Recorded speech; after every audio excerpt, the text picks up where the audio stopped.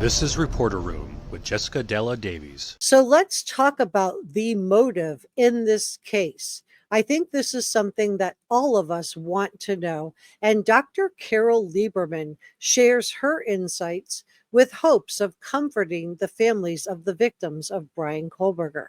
She thinks that this is Kim Kenely. If you've been with this channel for a while, you already know that this was the cheerleader that Bryan Kohberger had a crush on in high school. And in my opinion, I think her general look, the general shape of her face, she's not an exact match, but I think she looks very similar to Maddie in just her, general look. But let's talk about what Carol Lieberman said. And I think this was nice that she tried to bring comfort to the family members of the victims. She's a forensic psychiatrist, and she told the Daily Mail how BK's rage could have been triggered by a psychological pattern.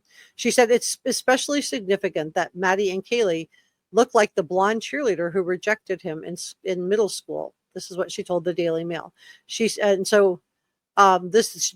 was Kim Kenely, and she was a very popular cheerleader. And the unwanted attention, Bryan Kohberger reportedly focused his unwanted attention on Kim during middle school, leaving her love letters and just making, quote, weird comments. And she did not reciprocate his feelings. Now, the FBI did interview Kim in order to help shed light on Bryan Kohberger's personality.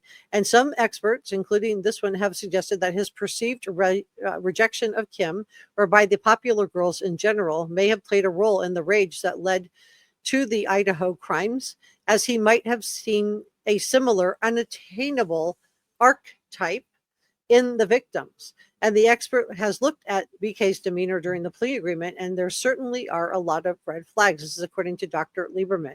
She said he was so angry, so defiant. He certainly wasn't remorseful. And as many of you guys pointed out in the comment section, how just ice cold Bryan Kohberger looked at that hearing. There was no sense of shame. There was no sense of sorrow. There was no empathy for the victims' loved ones, for the family members, nothing. He was just ice cold. Her mom, Sandra, did tell the Daily Mail that BK had pined over Kim after often leaving her love notes. So what I am seeing, this trope that I do see in the media a lot, that in my opinion kind of excuses these guys, and I just want to address it. I don't want to single out this newspaper, but I just do want to address this trope. Let me just put up a picture of Kim for a second. This trope of the bullied guy who then goes on to do away with innocent people. And I just want to take a look at this from Kim's point of view. She was just in 6th grade. And he was relentlessly pursuing her, repeatedly leaving her love letters in her locker and telling her he liked her, according to Kim's mom. So I think that, it's concerning. Kim is saying she's not interested. She's in 6th grade and she's telling BK she's not interested. And he is not taking no for an answer, even back then. So this isn't her being unkind to him. This isn't him being bullied. This is her not being interested and simply saying no. And, at some point, I think this had to, from Kim's point of view, start to feel like she was being harassed. And maybe at that point, she did get irritated, and rightly so. So it says in the article, he would always say, "Oh, Kim, I think you're pretty," just weird comments. And she'd say, "Oh, God, leave me alone." So that's not bullying Bryan Kohberger. That's a sixth grader saying, "I'm not interested," and him not taking no for an answer and continuing to pursue her, even though she was not interested. So I think Kim, and let me know what you guys think, I think she straight up had the right to say no. She was asking him to leave her alone, and he was refusing.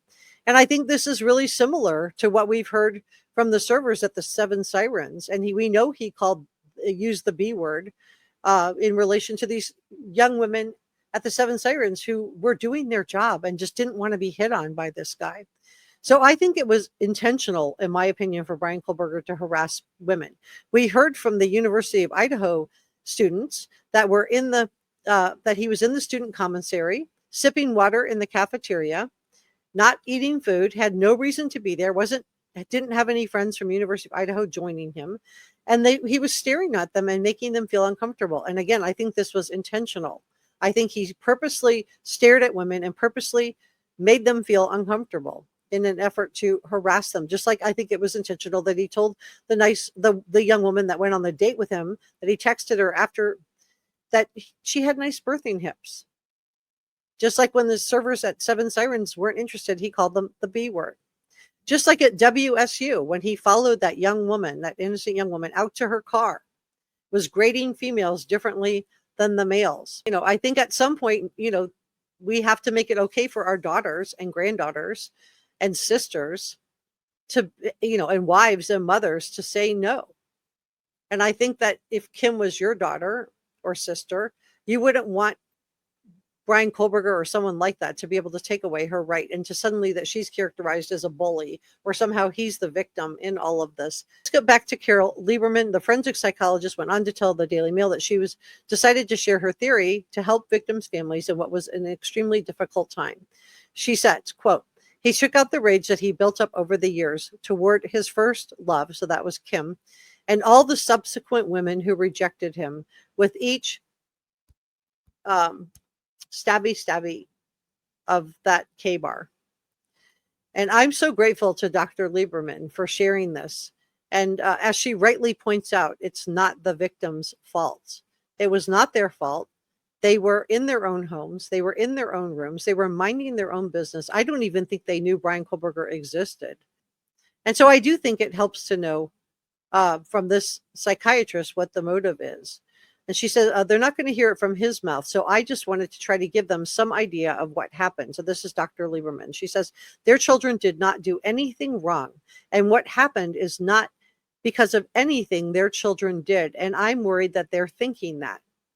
I love Dr. Lieberman for that. She genuinely cares about these victims. We need to start making it okay for young girls like Kimberly to set boundaries. She says, I'm not interested.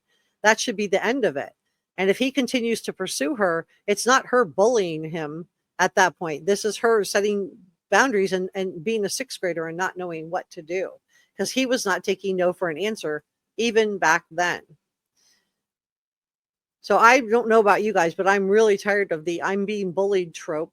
And therefore, I'm just going to take out a bunch of people, because I think a lot of us have been bullied in our life. We've all gone through that. But I don't, we're not out there committing crimes like this. If you haven't subscribed, please hit the subscribe button.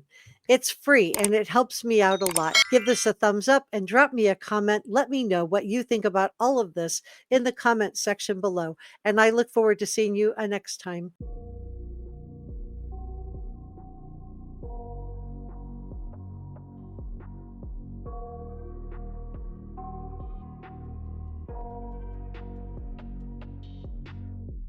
I got nightmares in my head, I fear that the thoughts build up until I can't hear, that my mind fills up into a creature, and it haunts me somewhere much deeper.